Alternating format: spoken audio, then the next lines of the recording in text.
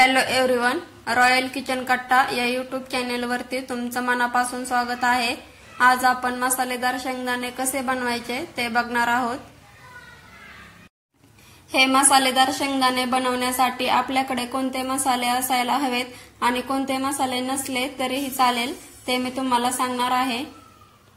चला तर मग आपण रेसिपीला सुरुवात करूया। यासाठी इथे मी 2 वाट्या शेंगदाणे घेतलेले आहेत। इथं तुम्ही शेंगदाणे बारीक किंवा मोठ्या कोणत्याही आकारामध्ये घेऊ शकता। तसेच आता इथं एका वाटीमध्ये आपल्याला थोडंसं मीठ घेऊन त्यामध्ये पाणी ओतून घ्यायचं आहे आणि पाण्यामध्ये हे मीठ विरघळून द्यायचं आहे।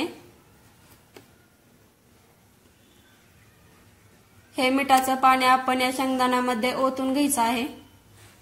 हे मीठ या शेंगदाण्यामध्ये मुरतं आणि शेंगदाणे एकदम चविष्ट लागतात, खमंग लागतात। आता हे आपल्याला हलवून घ्यायचं आहे जेणेकरून हे मिठाचं पाणी सगळ्या शेंगदाण्यांना सेम लागेल। आता आपण यासाठी लागणारा मसाला तयार करून घेऊया। यासाठी इथं मी 1 वाटी बेसन घेतलेला आहे आणि हे बेसन मी चाळून घेतलेलं आहे।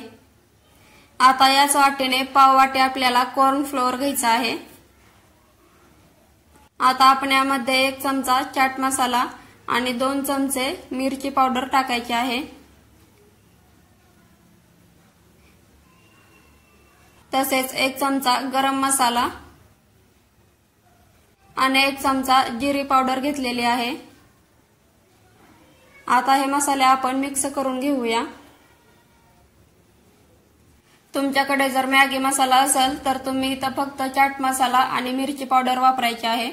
आता आपण यामध्ये शेंगदाणे ओतून घेऊया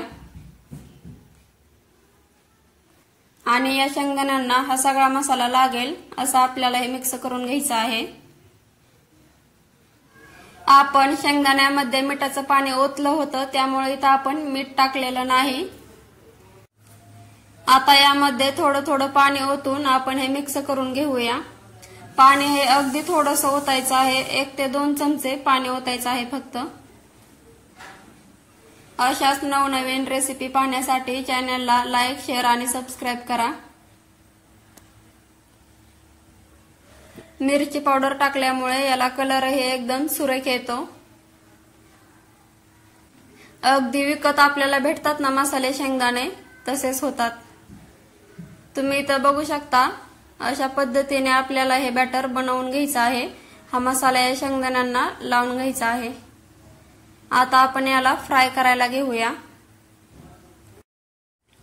तेल गरम झालेलं आहे। आता यामध्ये आपण मसाला लावलेले शेंगदाणे सोडून घेऊया। हा आता जरी मसाल्याचा गोळा असा वाटत असला तरी याला आपण नंतर झाऱ्याने हलवलं की हे शेंगदाणे सुट्टे होतात।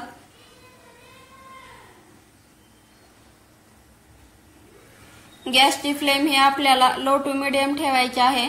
जर आपण हाय फ्लेम वरती हे शेंगदाणे फ्राय करून घेतले तर फक्त याचा वरचा मसाला आहे तो करपेल आणि आतले शेंगदाणे फ्राय होणार नाहीत। हे शेंगदाणे फ्राय होण्यासाठी 5 ते 6 मिनिट लागतात। या शेंगदाण्यांना सतत पलटतही राहायचं नाही, नाहीतर यावरचा जो मसाला आहे तो निघू शकतो। 5 ते 6 मिनिट झालेले आहेत आणि मसाले शेंगदाणे इथं फ्राय ही झालेले आहेत। आता यांना आपण काढून घेऊया। बघा सगळे शेंगदाणे वेगवेगळे झालेले आहेत आणि मसालाही या शेंगदाण्यांना चांगला लागलेला आहे। मग मसाले शेंगदाणा बनवण्याची माझी ही पद्धत तुम्हाला कशी वाटली ते कमेंट बॉक्स मध्ये नक्की सांगा। तुम्ही ही घरी नक्की बनवा।